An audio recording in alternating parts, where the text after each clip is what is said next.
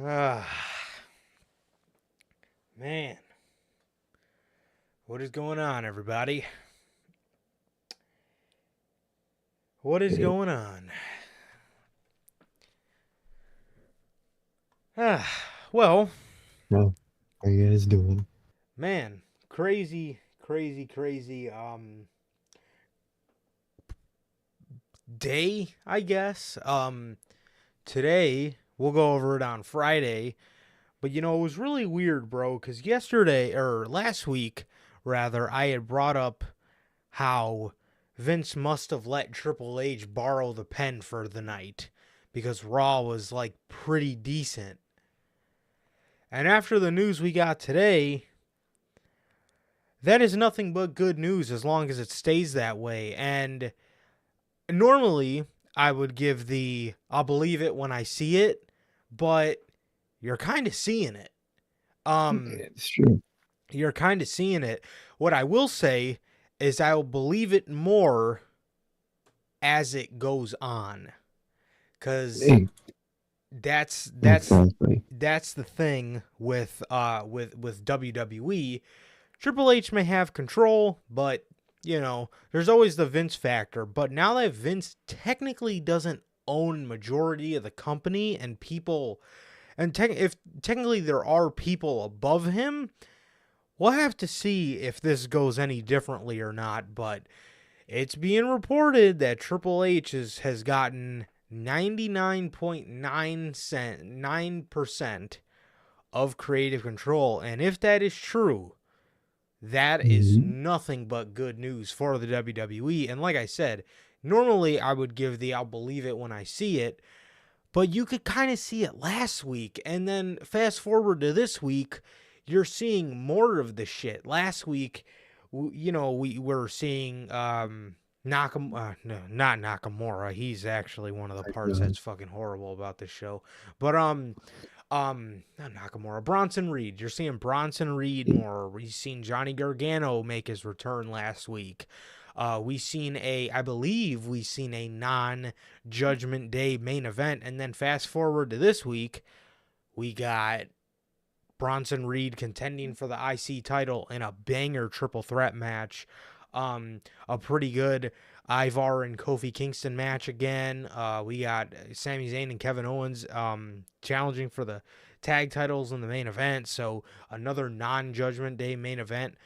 Overall, man, just a pretty solid show. We got a nice sit down with DIY, and overall, like I said, man, decent decent amount of time given for the wrestling, and the show in terms of the creative wasn't all too nauseating on this night. So it was pretty cool, and I don't know if they're going to continue it, but seeing Marcel Barthel and Fabian Eichner Imperium um, actually look dominant is very nice to see, and I hope they do not continue with.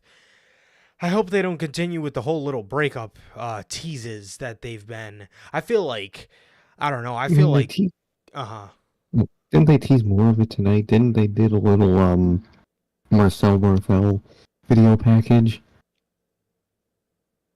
I heard about that they gave him his own little video package hyping him up. They might have.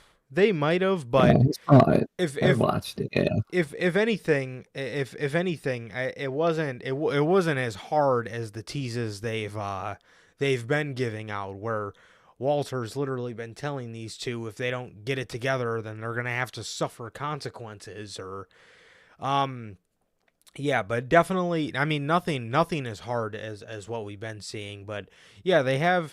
I think they did that last week too. They did one for Giovanni Vinci, and then they did one for Ludwig, and they just did them Oh, throughout the night. okay. So I don't know. Tonight I must have missed them, but yeah, but I remember last week they did two separate ones for each of them. So I don't know. I don't know if they're trying to establish these guys as not lackeys, but I hope so, man. I hope so. Yeah, yeah. man. It's good signs, man. It's good signs. like you said, it's not really a matter of, I'll believe it when I see it. We're seeing it. We just better keep fucking seeing it because Yeah. I don't want it to go away, man. And there's always that chance, man. But I feel like if any time is the time where this is legit and this is actually happening, I think this might be the time, man. So let's hope it keeps up with it. We'll know with time, obviously. But let's see how it goes, man. I like where it's going. I'm telling you, man. Triple H had about up until Elimination Chamber, which, to be honest, I know we got about another 2 months before we got to start visiting these year-end awards, but Elimination Chamber was one of the most enjoyable shows WWE's put on all year. I don't know if that's my winner yet, but I will definitely have to definitely. I mean, we're getting really close to having to take a step back and look at the year as a whole. But man, I mean, it just seemed as soon as we got into Mania season, you started seeing almost no build or lackluster build at that. WrestleMania, we started hearing Vince was in his own separate gorilla position by himself, and then the tragedy that was the Raw after WrestleMania. Um, Vince's shit. Look at this whole Johnny Gargano the way stuff when they were waiting for Ciampa to come back and all this stuff. You know, the shit. It wasn't looking good. And being that now we do have some people ahead of Triple H, or ahead of Vince, higher up than Vince McMahon, I feel there's a great chance that these people are actually starting to kind of see things for what it is and kind of gauge where we're going and who's really the moneymaker here. Between Vince and Triple H, because it's just it's no good, man. Vince does no good for the product. We were seeing it throughout the summer. I'm sure we're gonna get the stats, and I'm sure we're going to get I'm sure we're going to get people on Twitter posting the little match card images, but how many fucking Judgment? I feels like every single main event of Monday Night Raw throughout the whole summer was Judgment Day versus blank, blank, and blank, or blank and blank. I mean, it was horrible. Monday Night Raw has been a fucking snooze fest. But yeah, I honestly feel Triple H had about right until Elimination Chamber. Vince gave him his little time to mark out over Sami Zayn and to mark out over Johnny Gargano and all these guys and Bronson Reed that were in that Elimination Chamber. And then after that, man, Vince was like, okay, WrestleMania is his creation, so he had to get his fucking dirty little fingerprints all over that, which is wild because Triple H still turned out one of the best WrestleManias in years. That's a fact. Oh yeah, definitely. But even that was definitely sabotaged by Vince McMahon, and you could definitely see by the main event. It doesn't really bother me at this point, but if you really want to talk about sabotaging, we can talk about the night he had Triple H packing out the production truck the night after WrestleMania. That I'll oh, never forget that. Dude, to this day, I dream to ask him what the busy work was. no kidding, bro. No kidding. I mean, what did he have him doing that kept him so busy for 3 hours? It's insane, dog. Yes, and to be 100% honest, bro, I hope the people from Endeavor and the people for Ari and his team realized how much WWE missed out on this summer, because it almost was in my head, dude, it was almost a lock that Jay White would come to the WWE, because it seemed so hot and they were on just a fucking a war path of just fucking just banger shit. Amazing shit was WWE, and they still ace pay-per-views. I will give them that, if anything. But man, it almost seemed a lock that Jay White was coming to the WWE, and I honestly think with the whole Vince McMahon controversy and Vince coming back in charge, that single-handedly lost them Jay White, and he was a huge free agent at the time and could have been huge for their company.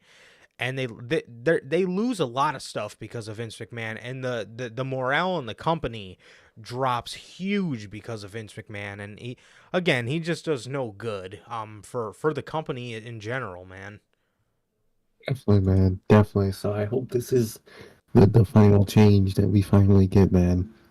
I really hope it is. Seriously, bro. Seriously. So, Dude, real quick, did you see that TK tweet, bro? That shit killed me. TK, he's gotta be hammered or something. He's going wild on Twitter. oh no. So, see, he promoted Dynamite again. That they also got the 30-minute commercial-free start. Someone commented about how like they don't care and they're not gonna watch. He replied with a gif of Roddy saying, "Who gives a fuck?" And then a dude quoted back and he said, if Sir Vince McMahon said this, there would be many failed AEW fans crying nonstop. And Tony Khan tweeted back, if Sir Vince McMahon said this, it would be the least of his alleged McDeeds.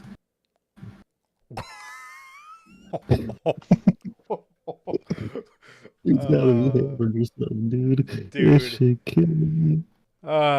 Tony Khan. That was a pretty good comeback. I'll give him that. That is actually hilarious. That shit going. That that is absolutely fucking hilarious. But yeah, man. So yeah, I don't know. Tomorrow night just seems so fucking stupid. I mean, what are we doing, bro? Like, what? This man's just had his birthday and he's just getting fucking railed by ratings. That shit is killing me, bro. What's even on Wednesday that they have to do Tuesday? I forgot. What is it? Is it like a game or something? Could be preseason basketball. I know preseason basketball's on now, but genuinely, I have no fucking idea. The only reason he gave on the media scrum was that it was his birthday. That was... No, so maybe he asked for it so he could do a Dynamite on his birthday. I could see that Mark doing that. So, it's funny, man. It's stupid, but it's hilarious, because the best part is, I'm watching neither. I got to be at the Unfun job tomorrow, so I don't get to watch either of them. Yeah, I catch it when I get home, I guess. But literally, or I'll catch it Wednesday, whatever I can fucking figure out. But the even funnier part is usually how birthdays work. If his birthday is on a Tuesday this year, his birthday is most definitely going to be on a Wednesday next year. So, he wants 2 years in a row, I guess. And then next year, Dynamite's going to be on a random Thursday for no reason. It's going to be competing with Impact, man.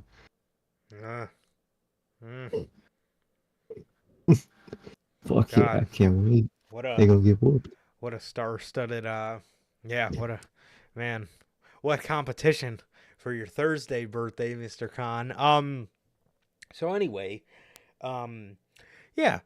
man, so yeah, I guess we can go ahead and hop right in the intro, and then is the return of these bad boys, the All Elite Crate. We're gonna open these up for you guys, man, and see if me and Sir K are going to leave happy customers or satisfied customers for your October crate. So let's go ahead and hop right into the intro, man, and then we will get you guys started with the All Elite Crate, man. So with that, what is going on, everybody? We are back with yet again another edition of the Notorious Heels podcast. This is another edition of Notorious Unscripted. And if this is your first time watching, you guys do not know how the show works. Every Monday, we are on here with Unscripted after Monday Night Raw, and every Friday, we are on here with the news at 4 p.m. Central, man. Speaking of this Friday's past edition of the news, if you guys did miss that, Wrestle Dream, the review, we recapped Wrestle Dream, the Fastlane predictions, CM Punk in talks with the WWE. We talked about all that. we talked about all that good stuff, man. So if you guys have not got a chance to watch that, again, that is available for you guys on all platforms. That is Anchor, Spotify, Google Podcasts, Apple Podcasts. And if you want to see it first, join us right here live on YouTube every Friday at 4 p.m. Central, man. Also, if you guys have not got a chance to get your hands on some of the official Notorious Hills Podcast merchandise, you guys can now find this live on the merch shop. That is bonfire.com. Link is at the top of the description of this very video. All 8 of these beautiful designs plus more are available on there for you guys, man. You have the Chicago flag design, the Uncrowned Kings of the IWC, the Biggie inspired design, the base logo design, the best kept secret to the IWC, the Riddler inspired design, the Notorious World Order design, the Chicago flag version, which you see on your screen, the classic black and white, and the Wolfpack red, the Grand Slam baseball inspired design, the Notorious scratch logo, and the only community that matters. Also, man, if you guys have not seen the newest piece of merch, the Halloween merchandise, the other side, this is the Halloween merch for this year. Yes, it is. It is pretty much our logo with skulls, so it's a fucking beautiful, beautiful design. So if you guys have not got a chance to get your hands on all of this beautiful merchandise, the best, the very best merchandise in the IWC, mind you, that is available for you guys on bonfire.com. Again, the link is at the top of the description of this very video, man. Also, if this is your first time watching, guys, do not know who we are here at the Notorious Heels Podcast. I am Johnny Mayhem, one half of the host of this very show, and as for the other half, we got my man Sir K here. How's it going, bro? I'd say it's good, bro. I'm going good. Just been chilling, bro. Just been chilling, been pretty normal. Yeah, it's been normal, man. Not much been going on. Just waiting for next month, basically, for all the big shit to happen. But I'm good, man. I'm good. Like Durante always asks, man, how's life? How's the family? Life's good, man. The family's good. How's everybody doing in the live chat? Or the replay, man? How you guys doing, man? What about you, bro? How you doing? Pretty good, bro. Pretty good. Yeah, just I mean, yeah, usually it's around that time of year it gets a little busy, man. We're going to be locking down these Survivor Series tickets within the next couple of days. So that's exciting. We're also going to be we're getting the Survivor Series tickets, and then a lot of birthdays coming up within the next month, 2 months, 2.5 months. So it's usually a pretty busy time of year, man. So yeah, so that's exciting. That's exciting. But other than that, man, I'm all good. Nothing too crazy, bro. Nothing too crazy at all. So yeah. Alrighty, ladies and gentlemen. Well, it is time to crack this baby open. So let me get my knife out here, my utility knife. Let's cut this bad boy open, man. Let's see. Okay. All right, so you guys know how we do this, man. I'm not going to look at the shirts, but I am going to read the cue card out. I'm going to grab the cue card and read it to you guys first. And, okay, here we go. Okay, so the Full Gear 2023 crate menu. Here goes nothing. Okay. All right, decent people. Well, one has the potential to look very cool, but I know. I mean, she's not bad. I just wish she would get a little better. But anyway, so you get. We only get the 2 shirt thing. So, but if you are getting the full crate, you are getting a Brody King autographed 8x10, a Bullet Club Gold label pin, a Blind Mini Brawlers Series 1, a Chris Statlander sticker, 10% off your next shop AEW order, MJF versus John Moxley Full Gear 2022 poster, Darby Allin face paint kit, and a daddy ass micro brawler. Now, as for the shirts, the first one is called Voodoo Heart, and that is a Soraya shirt. Knew it. And the next one is called Boombox. It is an Acclaimed t-shirt. Okay. So here is the image of the spoiler card if anybody's interested in that. And then obviously here's the other side. No, not the Halloween merch, the other side of the crate. Yeah. All right, so let's pull out the first shirt and see. Oh, okay, different. Blue. I like that. Got a bait. Actually, I really fuck with this. This is different. I like this shirt a lot. Ooh, yeah, I fucks with this one. Yeah, this one's really nice. This is the Acclaim shirt. This is the Acclaim shirt. I have an Acclaim shirt, but this is like this is really giving some summer vibes. I wish they would have came out with this in the summer, but hey, I don't mind this shirt at all. Actually, this shirt is actually really fucking nice. I like it, Doug. I like that one a lot. Sweet. Now, even though I'm not the biggest fan of Soraya, I feel like this shirt has the potential to be pretty cool.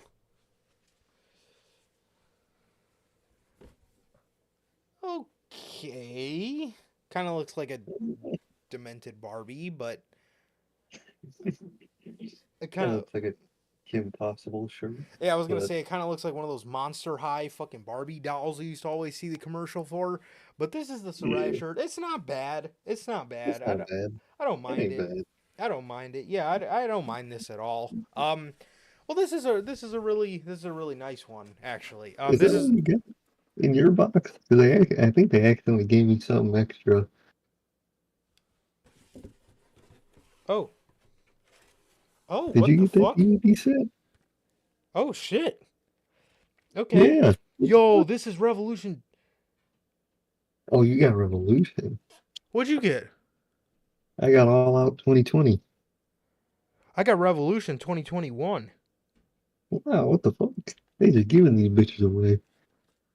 I mean, look at that, dude. Okay. Oh, that's damn. a cool thing to have. Okay. Damn. Oh, I think I messed with this card too.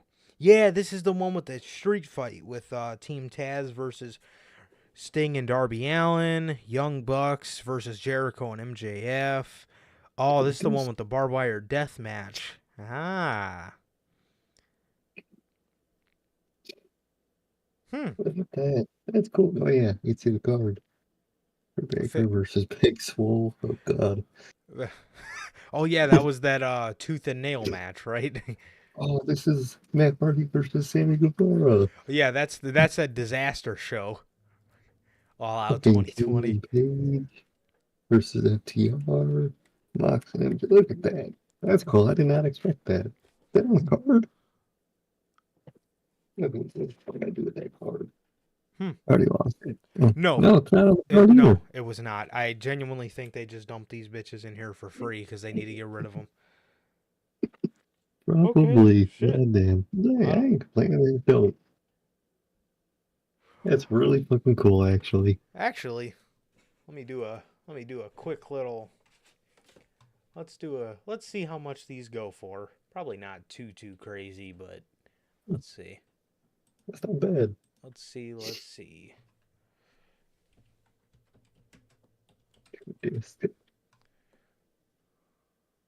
Look, I can actually rewatch an AEW pay-per-view now. Oh yeah, they're all well. The only one that's on their website is AEW Revolution AEW Revolution 2022. So I think this is the one with the dog collar match, and these things typically go for $25. So we got a $25 DVD set for free on top of the 2 shirts that we already get. So this is a great way. I don't. A pleasant surprise. Yeah, this is a great way to make it up for the past 2 fucking crates that have been an absolute disaster. But honestly, bro, this Soraya shirt, I mean, it's not the worst thing. Like I said, I don't know how much of a huge Soraya fan I am, but I mean, I like her, but it I just wish she would stay off Twitter and brush up on her wrestling. But no, it's not a bad shirt at all. It's not a bad shirt at all. I actually quite like it. But I love that Acclaim shirt, man. this That shit is huge. this Acclaim shirt here, on the other hand, is very clean. I love the pink and the baby blue. Very, very nice. Yeah, I like this one a lot. So this is says everyone loves the Acclaimed on there. It's got the boom box, got the scissor hands. So yeah, man, if you are searching for, or if you are getting an All Elite crate, man, I hope you guys are expecting a DVD set in there too, because yeah, I guess they're Oh man, whoever got All Out 2021, oh, I envy them. I wish I could be that. Or I'm jealous. 2020 is good, but 2021, man, if I got that DVD, I'll be marking out. seriously. Yeah, this Revolution wasn't so bad at all. The exploding barbed wire death match was great, obviously, not to mention the ending. Oh, oh wow. If you look on here, you get it's in the extras, you get the Countdown to Revolution, the Thunder Rosa, Riho, and Britt Baker, Thunder Rosa and Riho versus Britt Baker and Maki Ito. But the cool thing you get on here is the Street Fight Director's Cut. Oh, So that's sick. yeah, so I might have to pop this in one day and see what that looks like. But yeah, this is really nice. I like, you know why they're probably doing this? They probably want to get rid of all their DVDs because they're about to move to a streaming service. That is true, actually. That is very true. So I think they're just going to be probably popping these bitches in as long as they got them for a minute. And that's going to be cool, man. That's actually really dope. Definitely. Yeah, this is really cool. This is the only AEW pay-per-view I can rewatch in high quality. So Exact same. I'll take a rewatch for one of them. I golly. like that. That's Yeah. cool.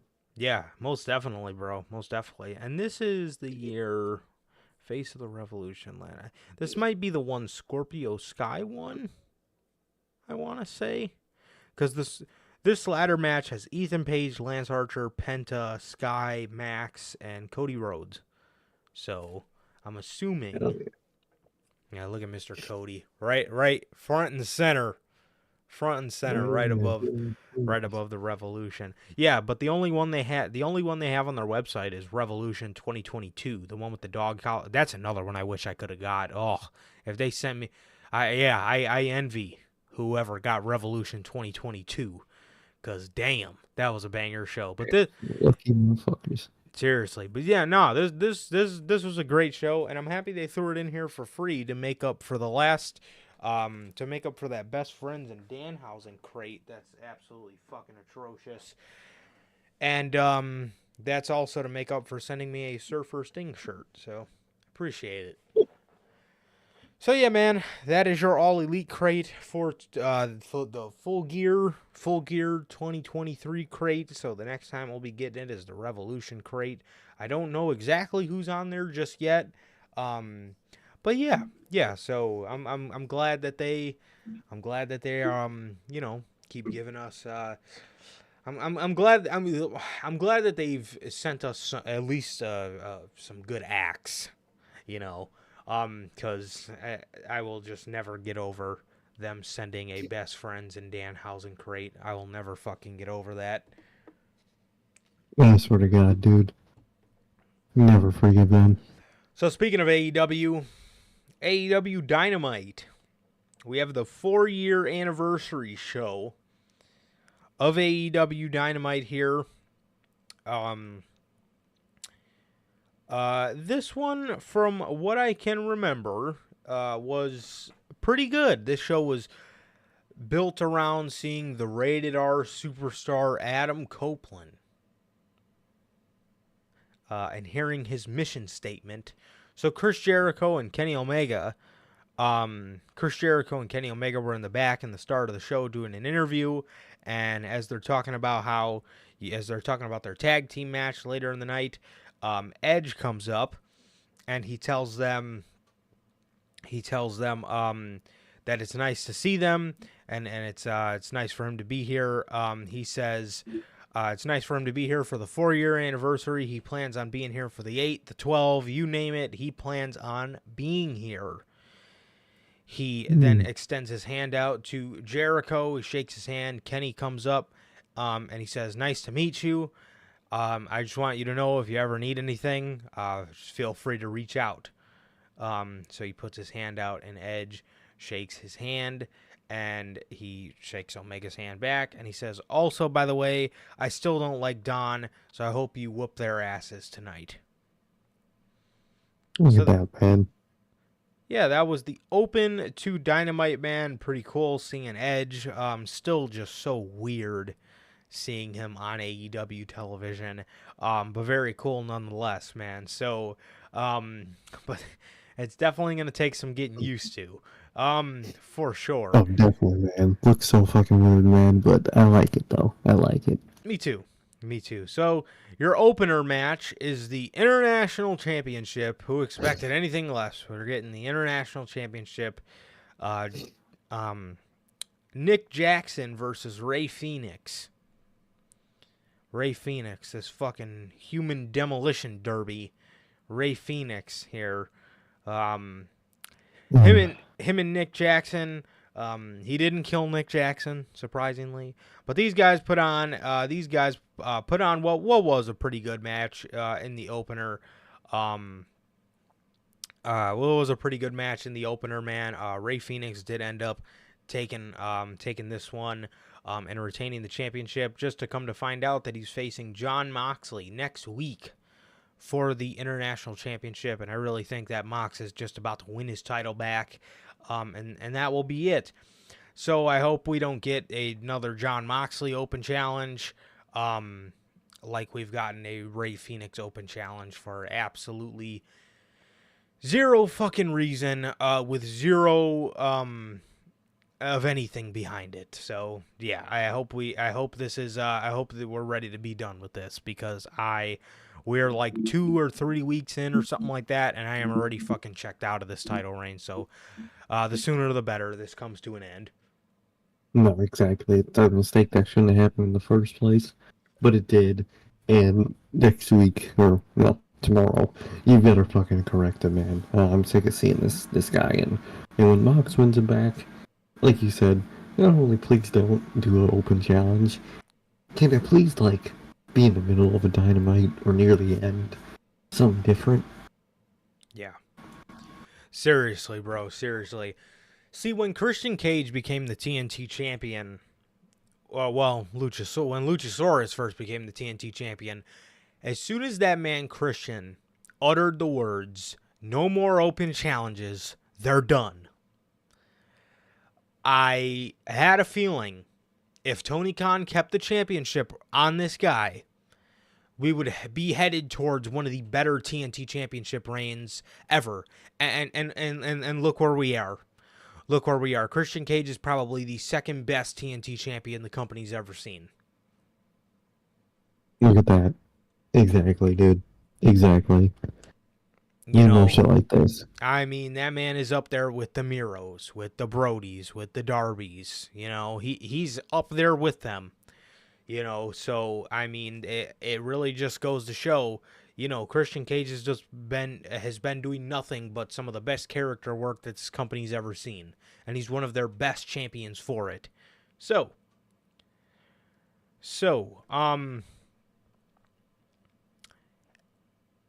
then we get a little video package with Adam Cole. He's going over to Roderick Strong's house. He's going over to Roddy's house. He's standing outside. And he mentioned that he put off his surgery to come see his boy Roddy. Interesting. How do you put off surgery? Just, no, bro. I'm good. Give me a couple of days. I don't think that's how it works. Yeah, I need to go hang out with my friend. Sorry, let's put the surgery off. So he's standing out front, and Roddy opens the door and he starts screaming, "Adam!" Adam. And Adam Cole turns around and he says, dude, I'm right here. And Roddy says, oh. So he goes in the house and he goes in the living room and he says, Adam, I got a surprise for you. And there's something with a bed sheet over it, and Roddy's fucking struggling to pull the bed sheet off. And it's one of those little scooters for people that have bum legs, or they put their knee up on the little cushion and they could scoot around. So Adam Cole gets happy. These two start playing around. Roddy's playing around in his wheelchair, and even though he has neck problems, but Roddy's playing around in his wheelchair. This could be another reason as to why this could be fake, because Roderick Strong has clearly been faking this injury the entire time. Yeah, he's been fake. So I don't know, man. Maybe Adam Cole could be faking this as well. So he says, so anyways, Adam, I needed to ask you, can you help me move some furniture? And he says, dude, my ankle's broken. And then the Kingdom, or Adam Cole says, why don't you just have the Kingdom guys do it?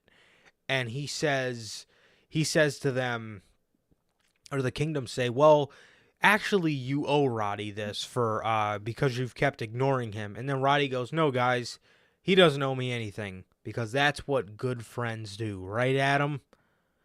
So then it cuts to Adam Cole moving around furniture, fucking limp-legged on his damn scooter, picking up the couch with one hand, scooting the coffee tables around the living room with one hand, and it gets done, and the place looks like absolute shit.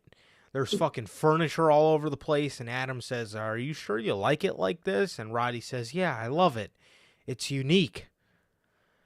He says, thanks, man. And then Adam Cole scoots away.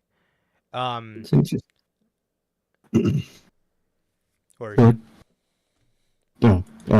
interesting, man. It's interesting. The more and more they mention the ankle and whatnot, it makes me believe more and more that at least a part of it is definitely a work. It's either just a work straight up, or it is real, but it's not nearly as bad as they say. And the more and more we get of content, the more I believe that. Yeah, for sure. For sure, man. So, next. Golly. Next, we see Griff Garrison in the ring. And out comes Wardlow.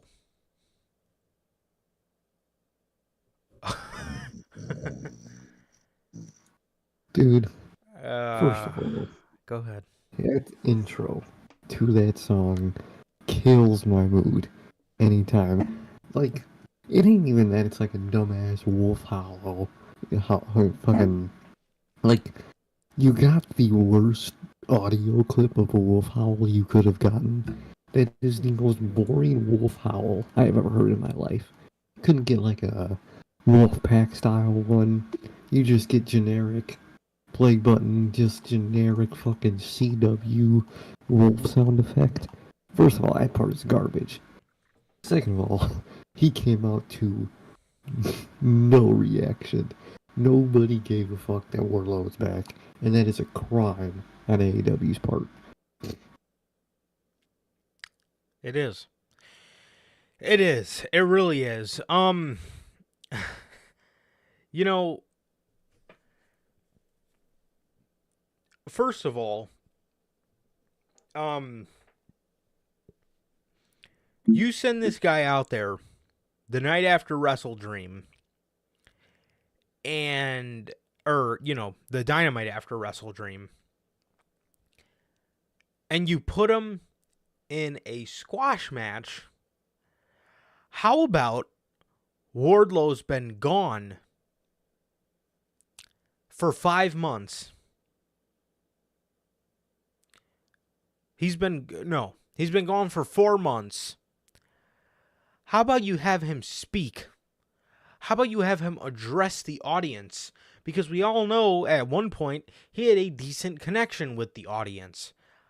Yeah. But instead, what you do is you bring him out there to do a squash match, come out to damn near no reaction, and then you want to have this guy write MJF on his wrist tape. Like anybody even wants to be in the ballpark area of seeing Wardlow with MJF. The Oh, aesthetic, fuck. the hair, the hair, it looks horrible. Now the only thing about that is obviously it has to look like that in order for it to get long again. That's how it is. I feel that pain. But dude, bro, you send this guy out there with the attempt of making your audience think that this guy is remotely close to challenging MJF for that championship. You have him writing MJF on his wrist tape. Dude, had you booked Wardlow decently, he could have been the guy to take the title from Max. Now look at what we are. You took 30 steps forward in the beginning of 2022 with Wardlow, and in October of 2023, we have taken 5,000 steps backwards with this guy. And you want to send him out there and do a walk-off squash match, and nobody gives a flying fuck. And about his theme intro, not really something that's going to get me to pop. You know? No. Not at fucking all. It almost reminds me of when they changed Kalisto's theme song, when it would go, when it would start off with lucha, lucha, and it would make the crowd pop. It would get the crowd excited. And then you changed it to that fucking weird ass soundbite intro before it went into the lucha, and it completely kills the crowd. The Wolf Howl does the same thing for me. Ooh. Why can't you just start with the fucking "This Is War"? That used to pop the crowd before. It's the whole point of the fucking "This Is War" bullshit. It's the start of the song, the intro to the, like, what? Dude, way to fucking fuck up Wardlow. Way to completely twist his aura, kill it, and send him out there to do fucking tag it no reaction in a fucking squash and leave match. Horrible to see, man. This man deserves better, and I cannot wait for his contract to come up. You know, I don't know, man. I genuinely don't even genuinely don't even know what to say anymore when it comes to Wardlow. He's back, and now that he is back, it really just seeing that on Wednesday was me being disappointed for Wardlow all over again, because this is just horrible to see. I mean, this is AEW killing somebody 101. I mean, Wardlow has got to be at the top of the list when it comes to butchered talents. I mean, he's really got to fucking be somewhere near the top of that list, man. I mean, it is fucking criminal what they have done with Wardlow. Criminal. It's truly a fucking crime, man. I hope that he could just move on from this place and be booked greatly somewhere else. Seriously, bro. Seriously.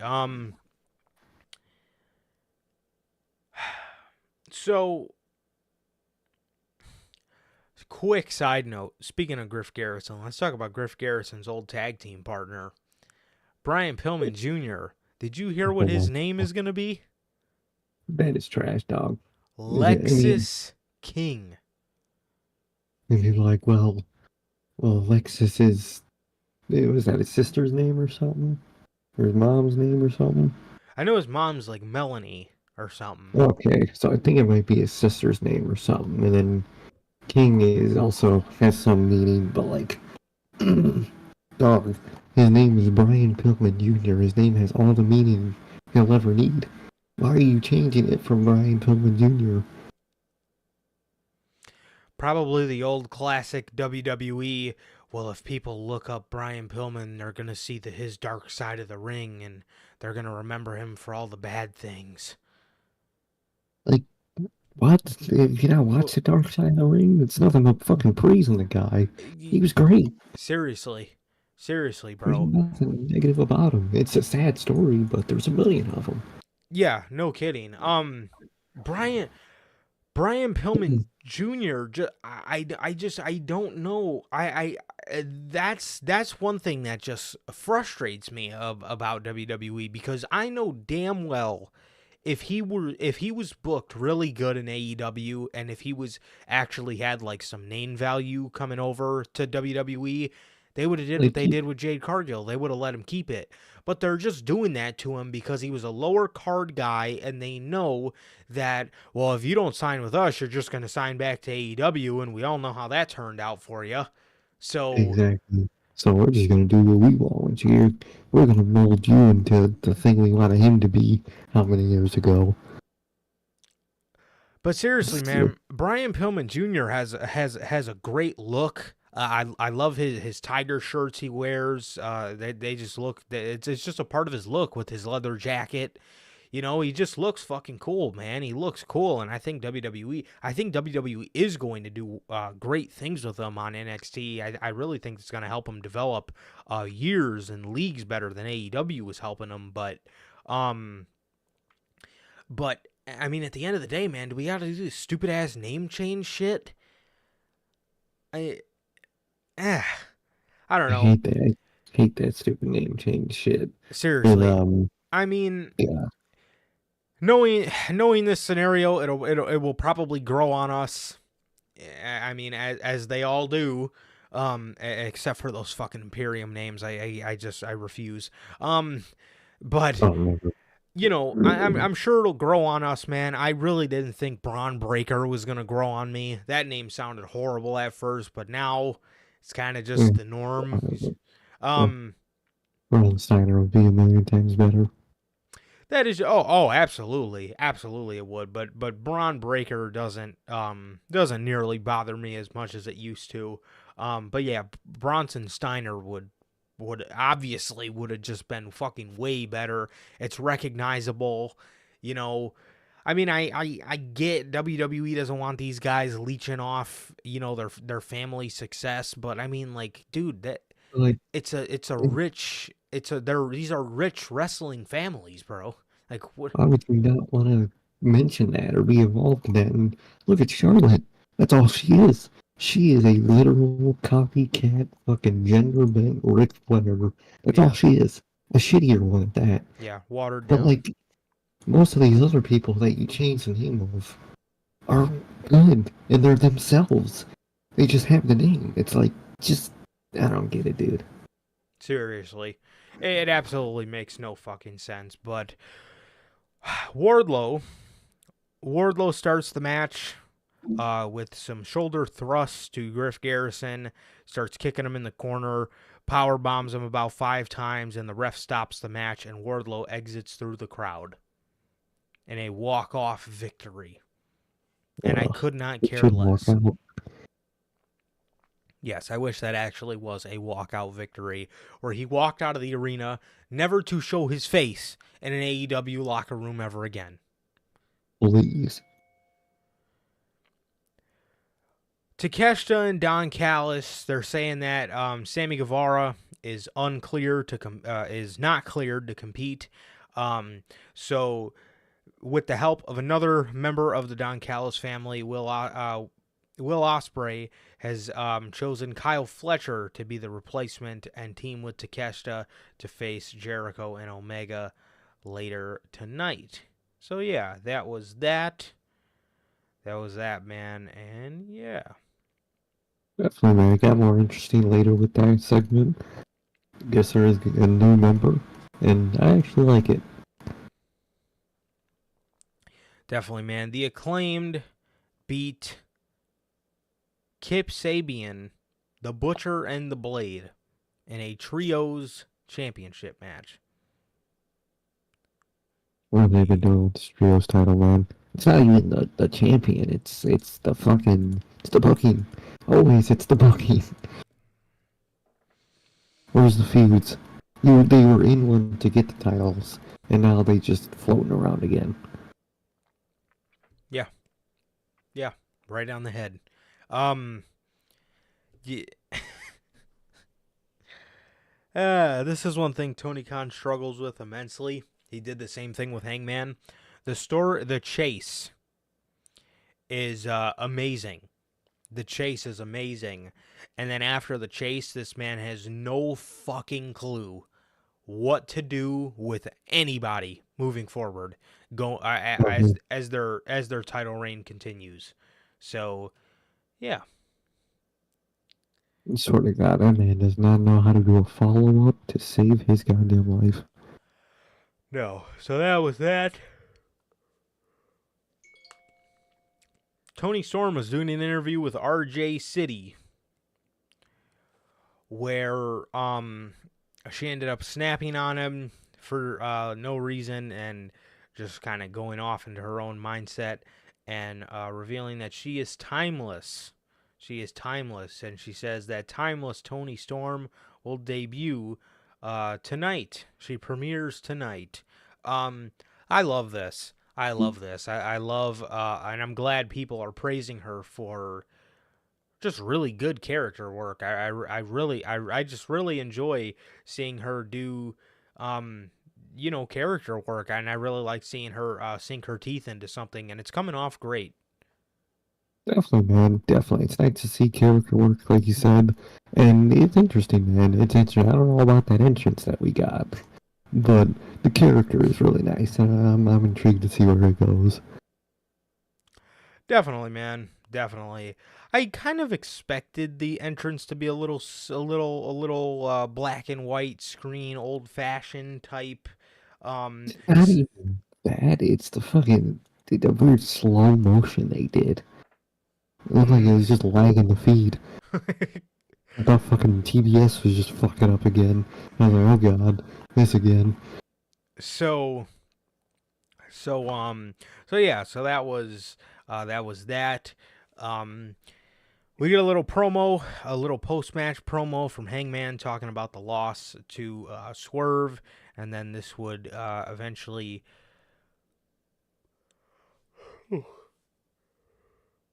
This would eventually move to them announcing that Tuesday on Dynamite, Title Tuesday, it will be Swerve versus Bryan Danielson in a number one contender match for the TNT Championship. Are you really going to do heel Swerve versus heel Christian Cage? Don't really understand that too much.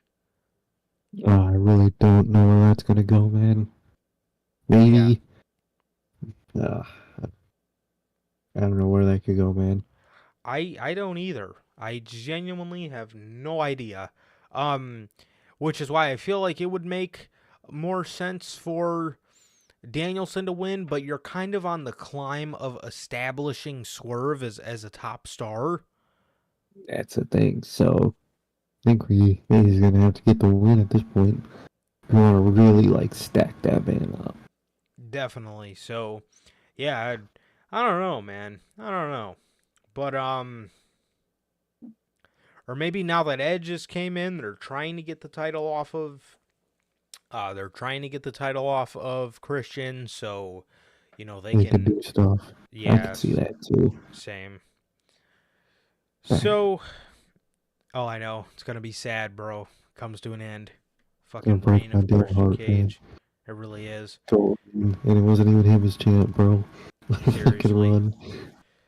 So the Bang Bang Gang come out. Bullet Club Gold. They're talking about how their leader Jay White was attacked. They call out MJF. MJF comes out and he says, "I've done a lot of bad stuff in my career." He mentions how he gave Cody Rhodes lashes. I don't think he mentioned anything about CM Punk, did he? He might have. He might have mentioned something about him, but I don't think I caught that part, to be honest. I think I was doing something at that point. Came back and I just saw MJF on my screen. Yeah, so he starts listing off all the bad things that he's done in AEW. He says, "I've done all this stuff. Why would I hide attacking Jay White?" He then reiterates that it wasn't him, and his mask was stolen from his locker room. Mm. Um, It's he interesting. he starts poking fun at Jay White again, calling him tofu, and he comes out to the ring. He comes out to the ring. Or he gets in the ring with Bullet Club Gold, and as soon as he gets in the ring, they all leave the ring, and Jay White comes from behind and gives Max a Blade Runner and holds up the world title and steals the world title. Why does why why did I never see? Why did it never cross my mind that they were gonna have Bullet Club Gold be one of these acts that steals the world championship? Oh, dude. Like, same as you, bro. I didn't think it until it happened. I was like, oh, they are one of these acts that would do that. Oh, god damn it, dude. Like, he looks fucking great with the fucking thing, but he's not champ. And seeing those goofy fucks walk around, oh, dude. Oh, I just don't like Bullet Club Gold, dude. I just really don't. Did you see their little? I don't know if it was on TV, but I seen it. I seen it on social media. Did you see the little video package they did where Jay White's kind of starting to act like these goons too? I probably did. I probably tuned it out, to be honest. Juice I'm had sick a of it. Juice had a towel around his waist, and he had a towel around Cardblade. He was talking about how him and Cardblade just got done showering, and then Jay White starts talking to the AEW championship, telling the title that his daddy forgot him, and if he wants a shower, then he can have one with him. I'm gonna piss on it? The Uh, fuck? uh, Yeah. Well, as long as you don't do something your women's champion did to one of hers before, I um, think you're good. But what was I gonna say? Oh yeah, he gave it a name too. He gave the title a name. I did see that. It wasn't Goldie, but it was something like that type of name for it. Was it Belty? I think it was, or what something. the fuck? I think it was like Belty or some shit like that. He's calling the title. So Switchblade takes Yeah, the title. Twitter. Switchblade takes the title, and he goes up to the top of the ramp, and he tells Max, Full Gear, Los Angeles Kia Forum, me versus you for this AEW World Championship. Um, Max then agrees, and it is on. Jay White versus MJF at Full Gear for the AEW Championship, man. So it should be pretty fucking sick, and I'm excited for it, and I am very happy that they announced a main event a month in advance. Look at that, dude. Look at that. 20Con's coming up, man. Um, we're getting big matchups again. They're actually building a storyline. Look at that. Multiple too. Look at Yep. that, man. Look at that. Hopefully, old Tony Khan is slowly coming back. Maybe all it takes is getting drunk on Twitter for Tony Khan, and he's just good old 2021 TK again. Probably not, but we'll see how it goes, man. But that's good, man. That's good. Definitely, bro. Definitely, man. So, yeah. So it looks like we're going to have to deal with Bullet Club Gold running around with this championship for um however long. Ah, good lord. Yeah, he didn't tweet about it, but I know he called it. I think it was Belty. Something like that. Eh. It was fucking stupid. I hate that group, man. So Kenny Omega and Chris Jericho take on Kyle Fletcher and Konosuke Takeshita. Jericho and Omega end up picking up the victory. They pinned Fletcher. They pinned Fletcher to win the match, and after the match, the Don Callis family seems as it gets a new member to it. Powerhouse Hobbs.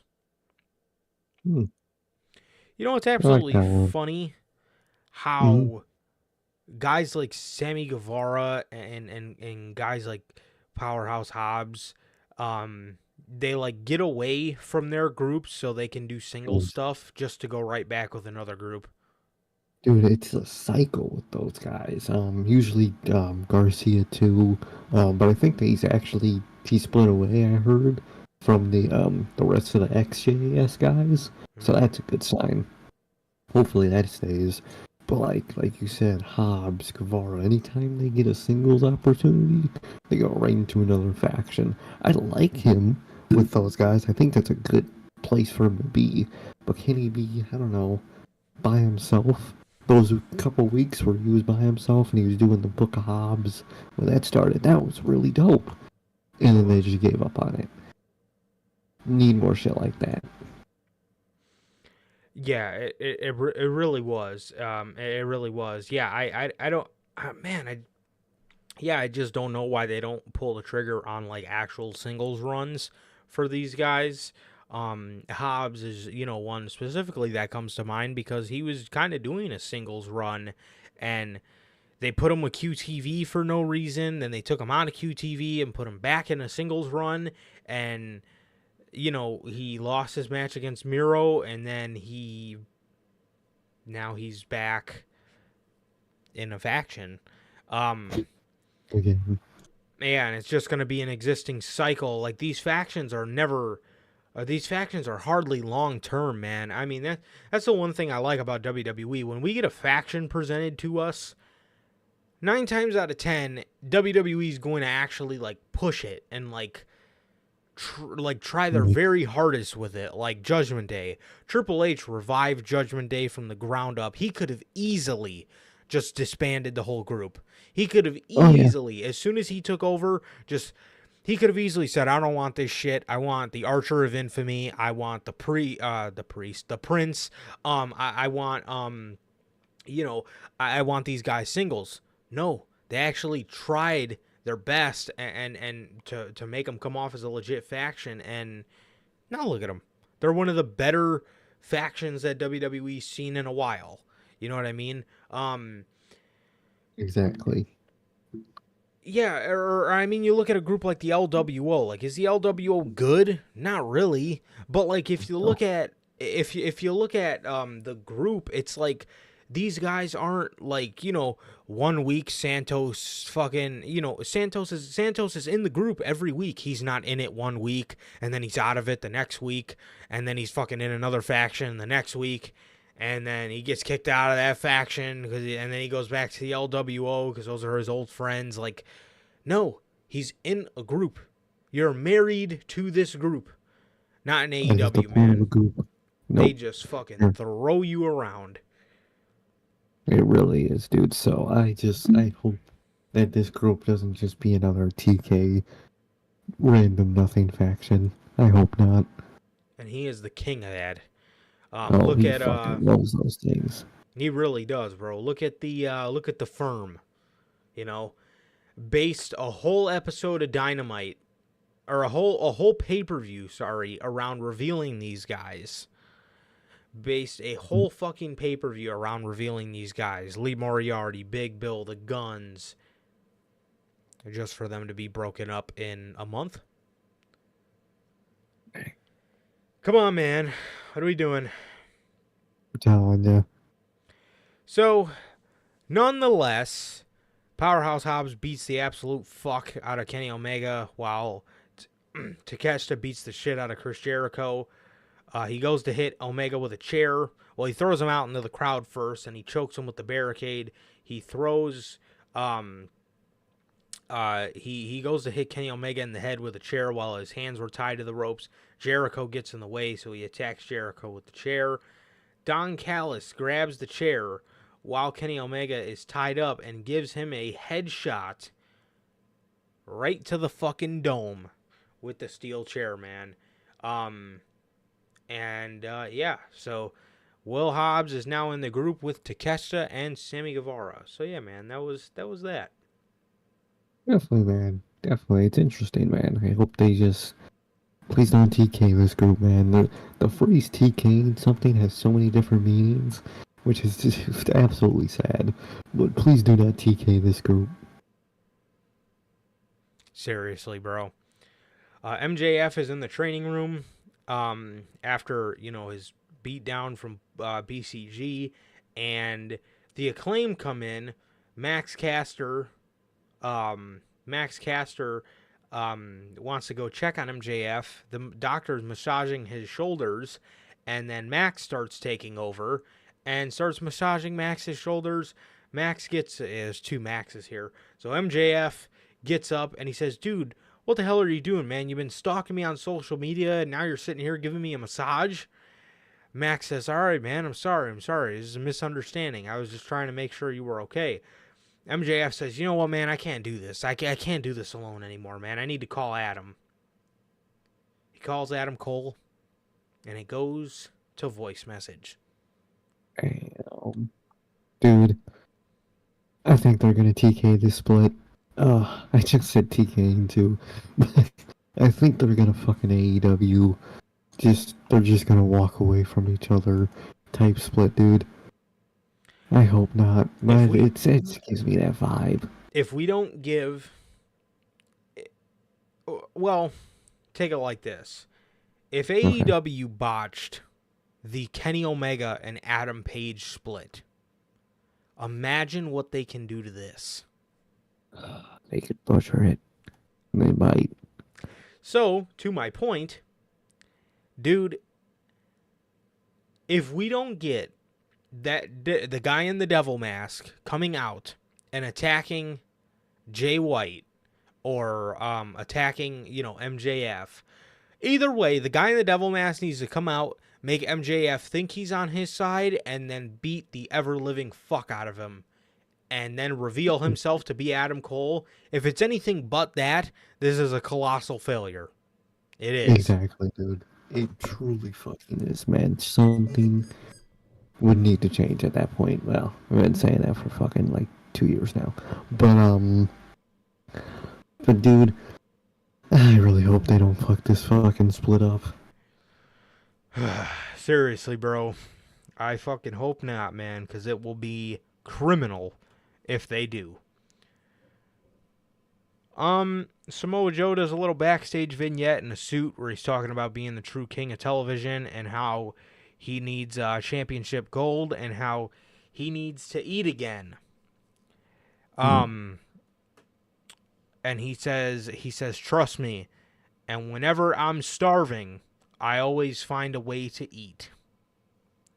Gee, I like that, man. And he gave us props to MJF too. Yes. Saying, he might have cheated, but, a win is a win. He respects that. I'm intrigued, man. I like that vibe, dude. I was not expecting something like that. I like it. Yes, I love it. Samoa is fantastic. And for the love of God, can we get some real AEW championship gold? And everybody keeps talking about, this guy that needs to win the world title. This guy needs to win the world title. What about, the international title? Can we get that? Can we get some people with some good reigns for that so we can get that championship some prestige? Build that shit up. You could build TNT title up after Christian, elevate that one even further. Seriously. Christian already has. Keep up the momentum. Seriously, bro. I do not understand it at all, man. I do not understand it. But yes, if Samoa Joe can go after the international title or like I said, the international title or the TNT title, something like that, man, I think would be fantastic. And he's just so good, man. I just hate seeing him be wasted, man. I hate seeing him be wasted as the the Ring of Honor, whatever he is, television champion, man. Put a title on him that people care about, Put a real title on him. Seriously. Not an ROH title. A real title. Seriously, bro. A real world title.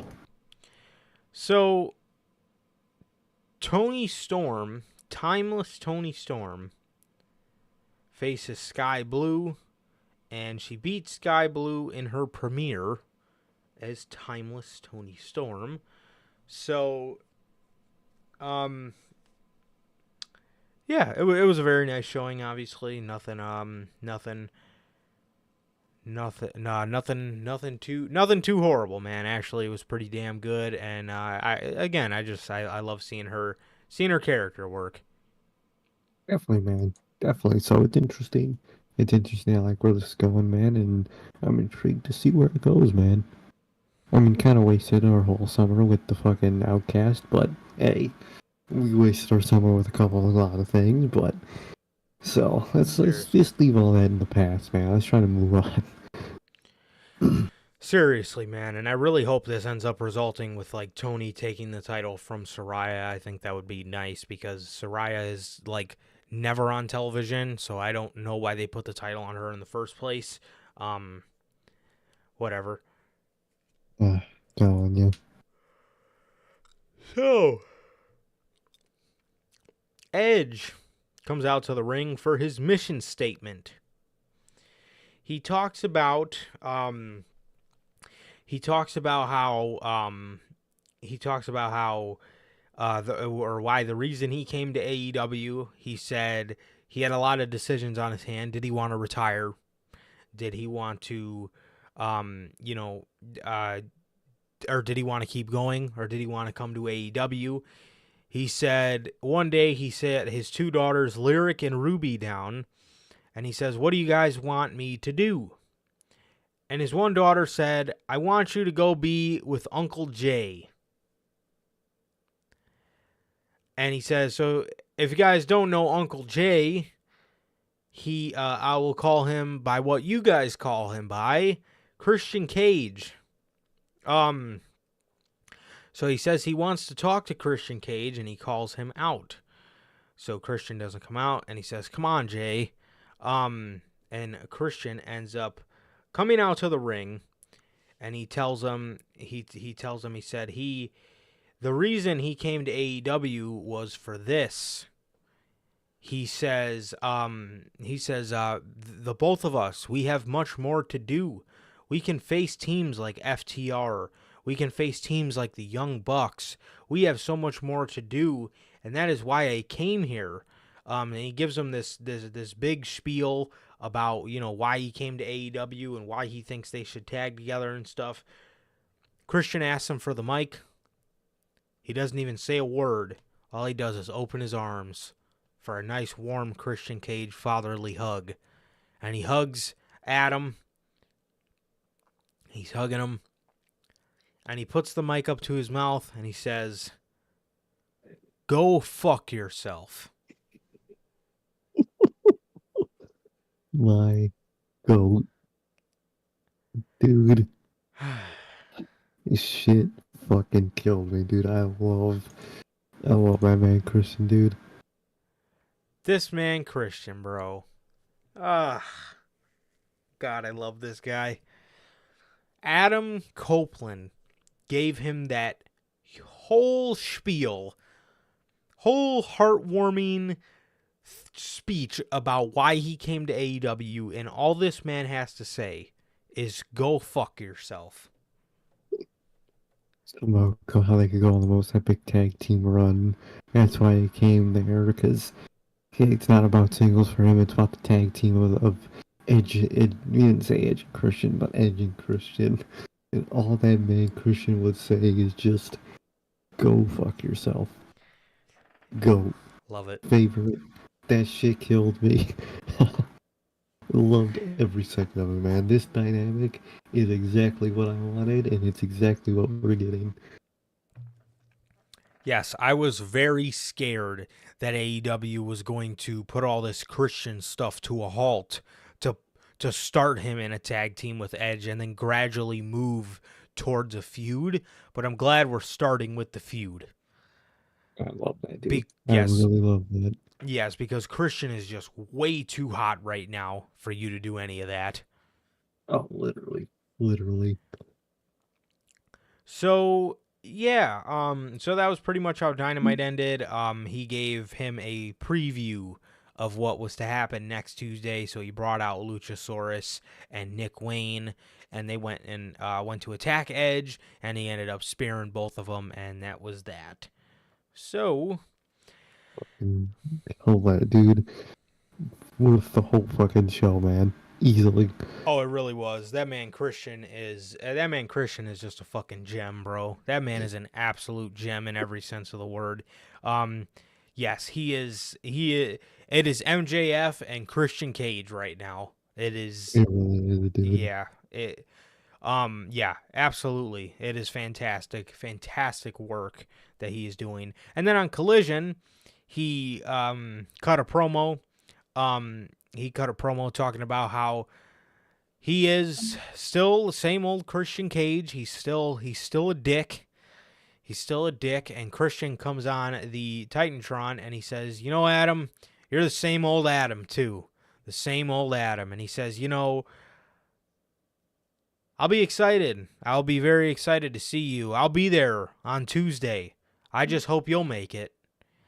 And then Luchasaurus and Nick Wayne come out and try to whoop his ass again, but Darby comes out for the save to help the Rated R superstar Adam Copeland out here. So that was that. And then the other big news for Collision, we have new tag team champions.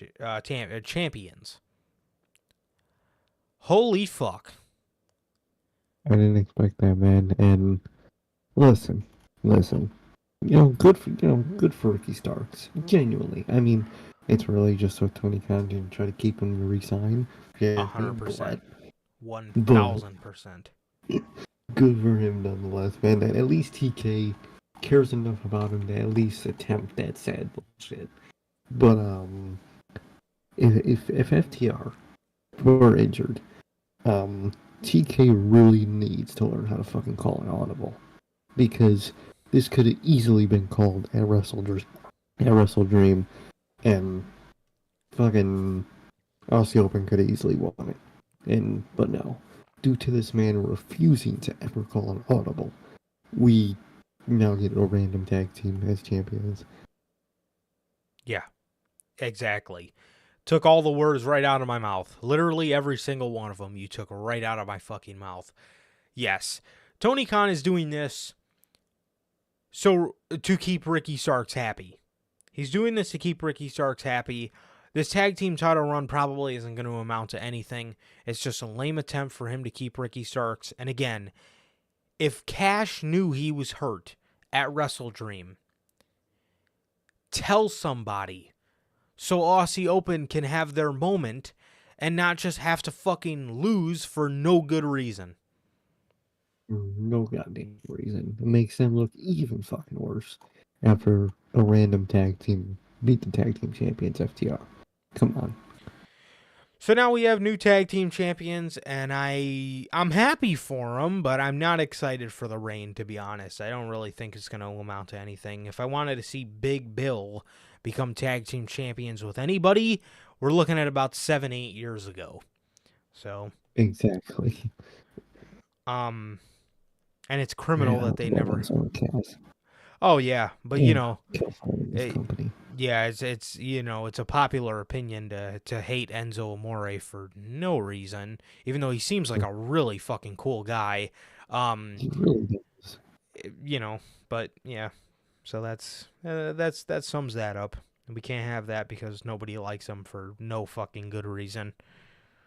Like, I get he was immature, but I mean, Jesus Christ, man, it's been fucking what, 6-7 years?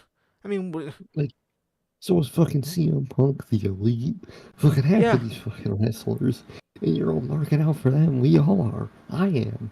So who cares? People are immature. Seriously, bro. You ever seen professional wrestlers? Exactly. They're all fucking IWC fucking marks confirmed.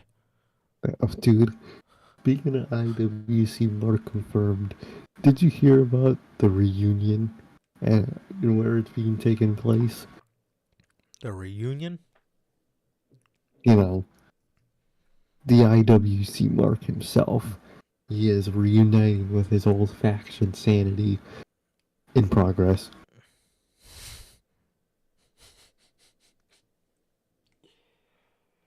Yeah, IWC Mark confirmed. Golly. Look out of here, dog. Nice. Nice, Young. Was Fulton in there too? No, just the three of them, just Dane, Wolf, and Baldy. Okay. Good for you, Mr. Eric Young. You fucking mark. You're a fucking He's a mark for fucking mark. yourself. IWC mark confirmed. Um, Oh, dude, and in like the render images, dude, Wolf looks like skinny, ripped. It's weird. He looks so different. really? He's got like a fucking mohawk. It looks cool. I would love to see him back in Imperium. I genuinely would. But it looks crazy, man. It's crazy. I would have loved to see him back in Sanity, but Vince just had to fucking ruin that one. Yeah. And then that fucking And IWC Mark fucking had to lose all credibility from me. yeah, man. Didn't get released, man. Didn't get released. No, he didn't. Way No, to show no. everybody that you're a mark for yourself.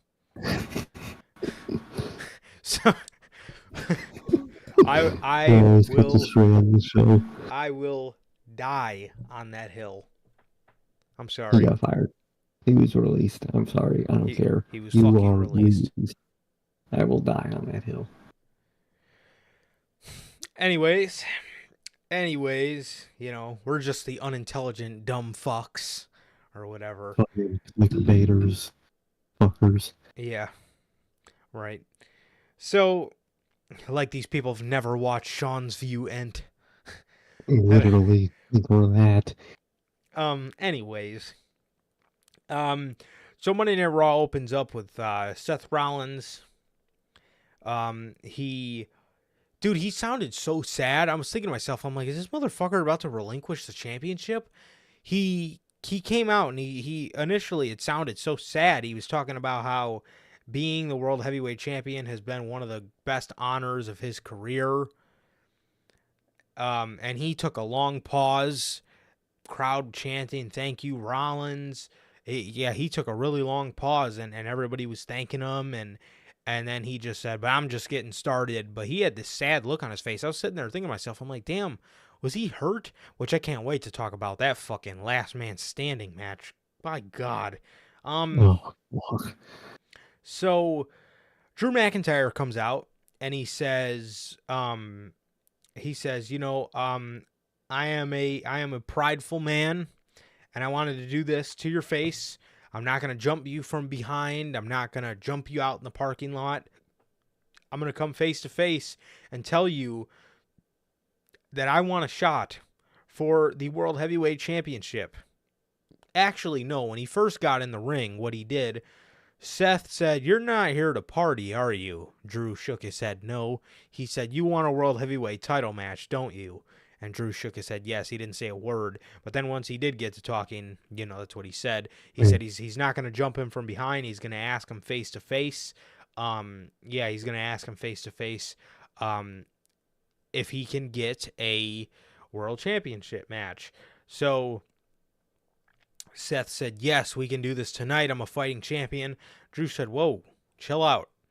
He said, "I was thinking more of like Crown Jewel." He said, "I want you at 100%. So Seth couldn't believe it, but he said, okay. Drew walked out of the ring, and the Judgment Day came out. Priest gave him a South of Heaven chokeslam. Dominic came running out with a briefcase. I don't know why the fuck Damian Priest didn't have his briefcase, but Dom had the briefcase. Went to walk past Drew McIntyre, but Drew McIntyre put his hand in front of him, stopped him, gave him a Glasgow kiss, and threw the briefcase up the ramp. Seth actually caught up with Drew in the back, and he said, "What the hell was that? You were out there telling me that you're a prideful man, but when somebody tries to attack me, you don't do a damn thing.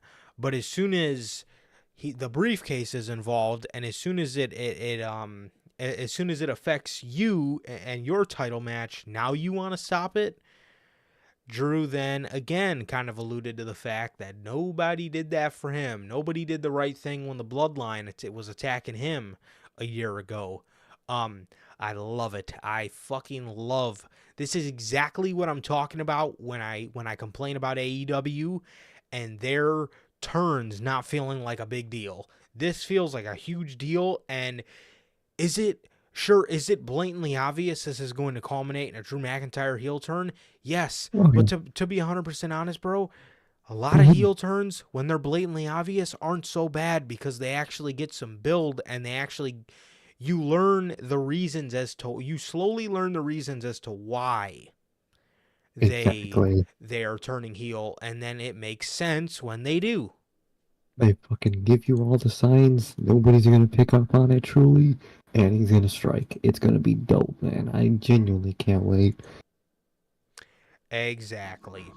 We get a Viking rules match with Ivar and Kofi Kingston. This was pretty entertaining for what it was. Ivar picks up the victory. Um, um, oh my God, what was his name? Hanson. Man, I miss Hanson. Um, Ugh. so Ivar picks up the victory here against Kofi Kingston off of the distraction from Valhalla. Um, well, actually, no. Valhalla came in, kind of distracted him. Then Kofi kind of had the upper hand, went to go for a Trouble in Paradise. Then he caught him. He caught him in a power slam position. It was pretty sick, and then ran him through a table, hit him with a moonsault, and Ivar won the Viking Rules match. So, yeah, that was that. We go backstage. Damian Priest has fucking JD McDonough hanging in the air, choking him by his neck.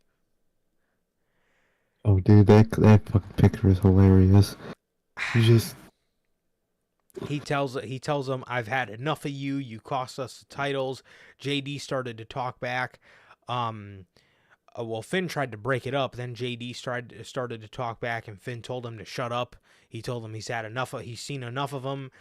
Rhea told JD, she says, "You are going to go out there and prove yourself against Drew McIntyre." And Damian Priest told him good luck, and he said okay. He said okay. So yeah, that. That was that.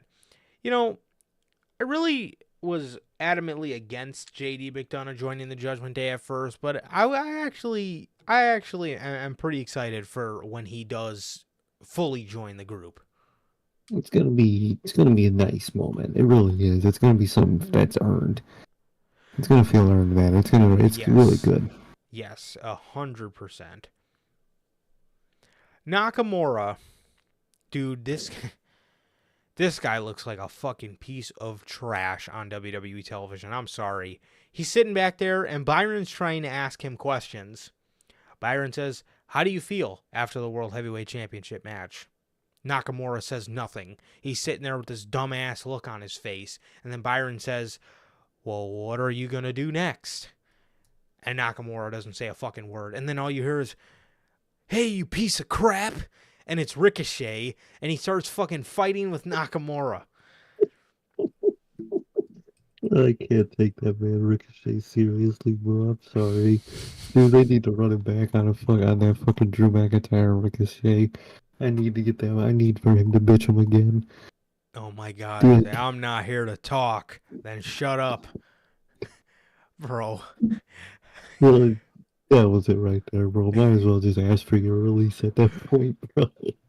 Dude, fucking Shinsuke and Ricochet?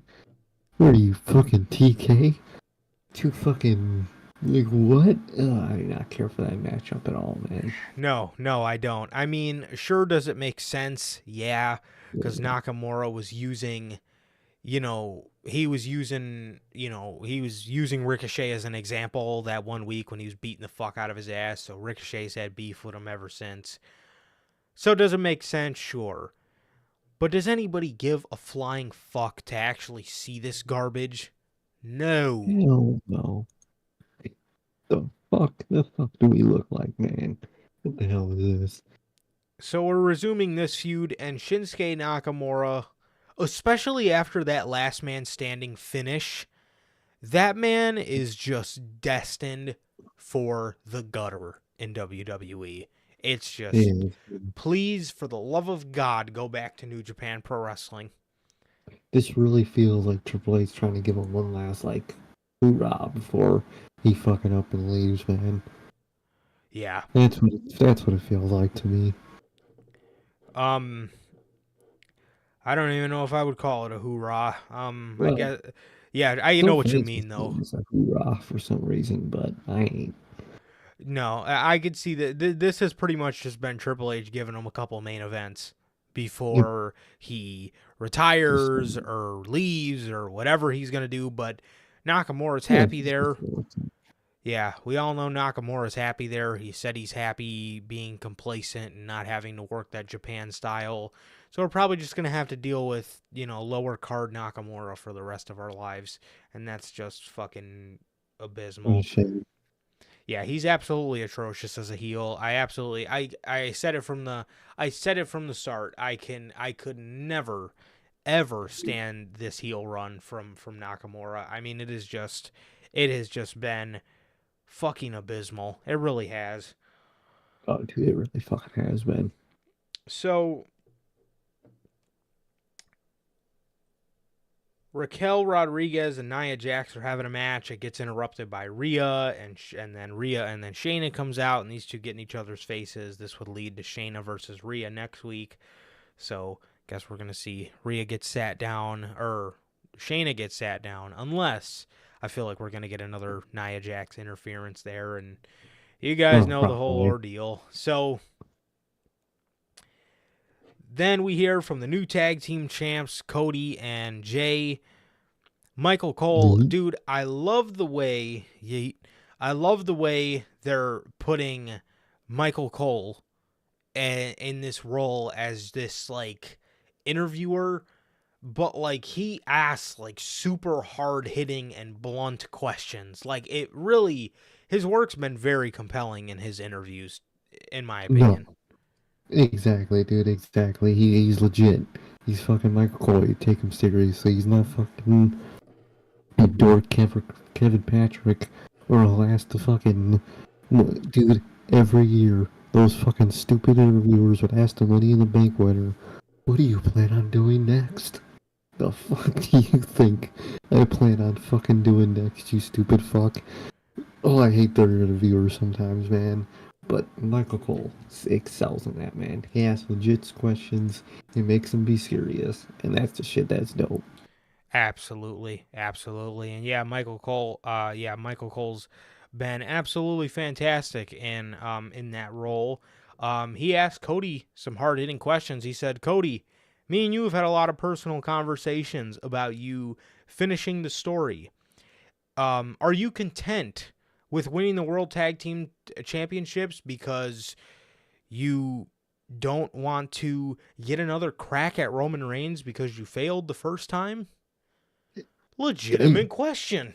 Hard for hitting cookies, question. man. He cooked him, but it was a legitimate question. You'd have to say that last part, but it was a legitimate question. So Cody then starts, biting his bottom lip and he's fucking, he's shaking his head and he's fucking calming Jay down even though he's the one that's getting pissed. Fucking.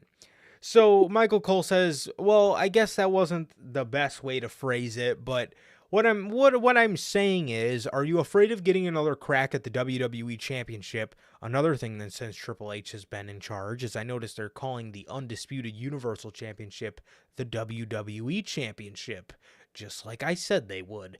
But Exactly. when everybody was freaking out about the WWE championships going away, the 60-year lineage. Guys, You know, you gotta be fucking stupid if it you was easy. think, hmm, It's just classic Vince McMahon giving it a fucking adding on stupid yep, names. yes, just to make it sound more epic. But anyways, The Undisputed Universal Blue World Championship. yeah. So then Cole says, I guess that's not the best way to phrase it, but what I'm trying to say is, are you afraid of getting another crack at the world championship because perhaps you're afraid you don't want to let people down again? So Cody says, well, you got one thing right, and that is that me and Jay winning the tag team championships at Fastlane was a fantastic moment. And before he could really touch on the whole Roman topic, the whole, finishing the story topic, Sami Zayn and Kevin Owens came out. Y- Sami Zayn came out to his heel theme song, and I absolutely about lost my shit because I thought they took Worlds Apart away from him, but he did have it in the main event, and it was confirmed right away that it was an accident from the production truck that they played that trash ass fucking heel Sami Zayn song. Um, Which Logan's tweeted this out. It's so true. How is that an accident? So you just got old shitty themes on deck for what? I would have you, deleted that shit as soon as he stopped using it. you don't have fucking archives you send them into, man? What the fuck? You just Yeah, what, gonna actually randomly play fucking Burning My Light one day? The fuck? I wouldn't be mad at it. I'd be marking out actually, but Like, what you do you get do? my Just point. what do you just pull up a clip on YouTube? What do you just got fucking? You just look up Sami Zayn theme on YouTube, and that one was the first one that came up, so you click on it. I'm saying, what you got? You just add a new hotkey. You don't delete the old one. You're used to hitting Q, but now with new Tammy's, now that you gave him back his old theme, you got to do W, but you accidentally hit Q because that's the one you're used to. What the fuck's going on here? Seriously, bro, fucking seriously, man, doesn't make any sense. So Sammy comes out there, and he's Man, it's 1 in the morning. Why are you tweeting? for real, bro. Um, so Sammy comes out there, and he says he says he's happy for Jay and Cody. He says he's happy for him, and sooner rather than later, Owens grabs the mic and he says, "No, I'm not happy for you guys at all. What we're out here for is another crack at those tag team championships." Um, Cody then says, "Well, guys, we're all friends here. At least I think we are. So let's do this in the main event tonight." Cody Rhodes is the king of going out there and talking about fucking nothing. Every single time this guy goes out there and they try to mention this trade to him, or they try to mention finishing the story, he, like, Tony Khan dodges the question, and then somebody comes out and interrupts him. Dude, I like how you said Tony Khan was because I was about to make that joke too. We made the comparison of how CM Punk and Elite in the AEW locker room were butting heads because they're the same person. I guess that was the same thing with Cody and TK. Dude, those conversations backstage must have been a fucking maze. Fucking Cody brings up one thing, Tony Khan avoids it. Tony brings up one thing, Cody avoids it. Holy fuck, dude, they're fucking just alike. Seriously. This Yes. shit is hilarious. Well, not on Tony Khan's side, it's actually infuriating on Tony Khan's side. On Cody's side, it's hilarious. Yeah. Yeah, that's fair. So, um, Xia Li tells Becky Lynch she wants to face her next. Becky tells her, okay. She just has to, beat Tegan first.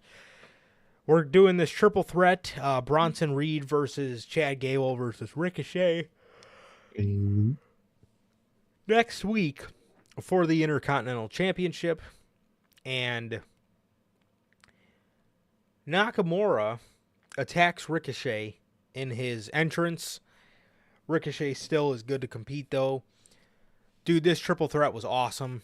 Chad Gable had a great showing. Ricochet had a great showing. Bronson Reed had a fantastic showing. Chad Gable does his O'Connor roll suplex in the from the corner. As he's pinning Ricochet, Bronson Reed grabs his legs, which are in the air, flips him up, and fucking wheelbarrows him, literally almost like makes him do a fucking front flip in the air, flips his legs up, he lands on top of Chad Gable. Bronson Reed then fucking quickly runs around, hits him with a senton. Ricochet then, this was so smooth, Ricochet then rolls in the corner, and Bronson Reed ran up for the tsunami and fucking secured the victory, bro. This yeah. ending was picture fucking perfect. And Bronson Reed versus Gunther next week. I like the sound of it, dude. I like where this is going. I like what they're doing with Gable. They're building up Bronson Reed again. Look at this, man. Look at this. Love Amazing. to see it. Like, wow, what a mid-card scene, man. Can this... God, take notes, TK. This is how you do this shit. Seriously, man. Seriously. Um, so after this, Drew McIntyre quickly beats JD McDonough. We get DIY in a little backstage interview. They said, for 7 years, DIY has been away, and it's something that the Magic was always there to.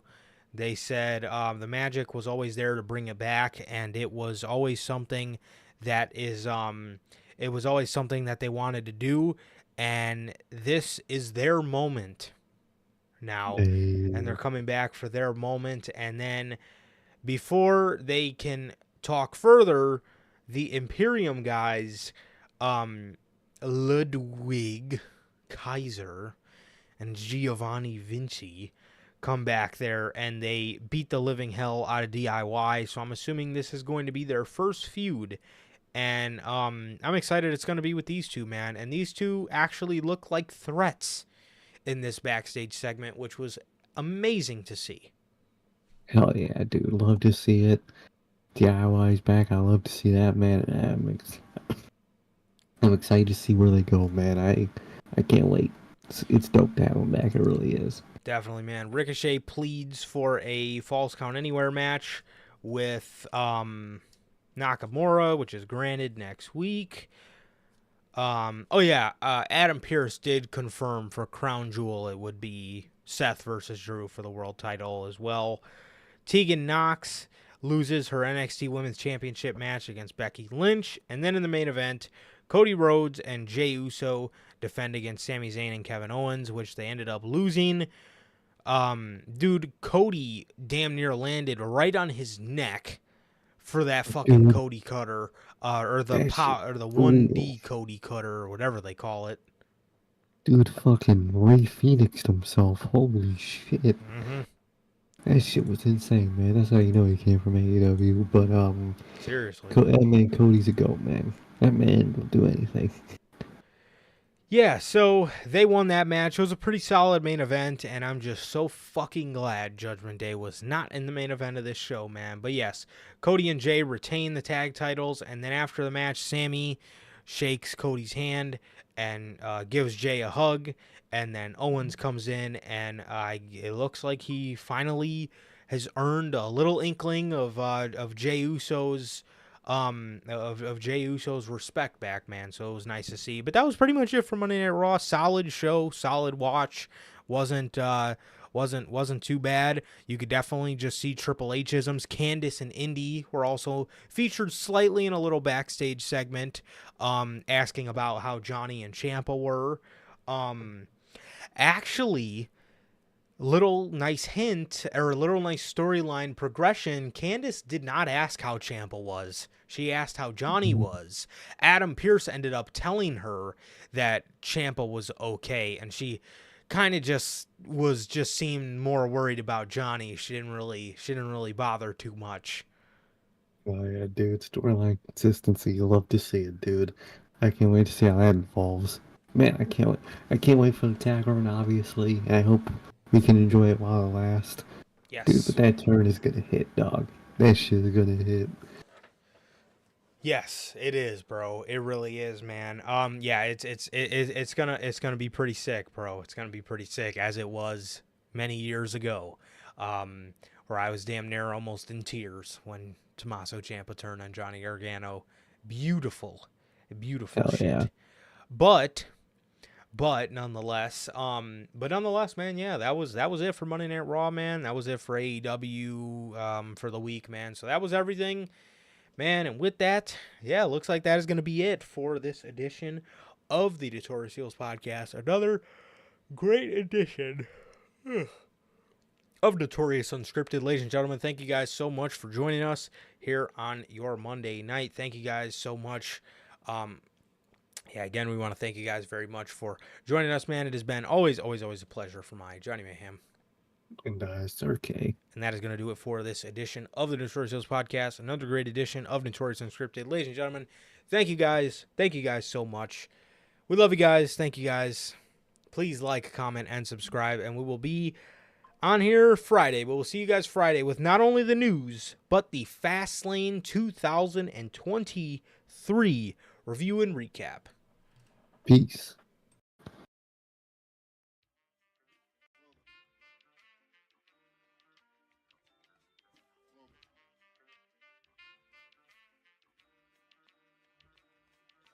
I used to get deals on the bitch. Now I throw shields on the dick to stop me from that HIV shit. And niggas know they soft like a Twinkie fillin', playing the villain, prepare for this rap killing.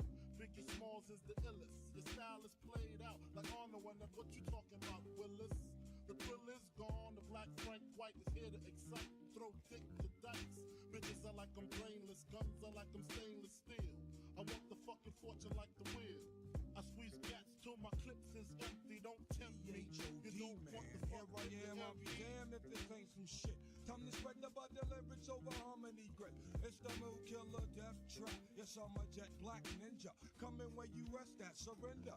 Step inside the ring, use the number one contender. Looking cold booty like your pussy in December. Nigga, stop bitching, button up your lippin'. From method, all you gettin' is a can of ass whipping. Hey, I'll be kicking. You son, you doing all the yapping, acting as if it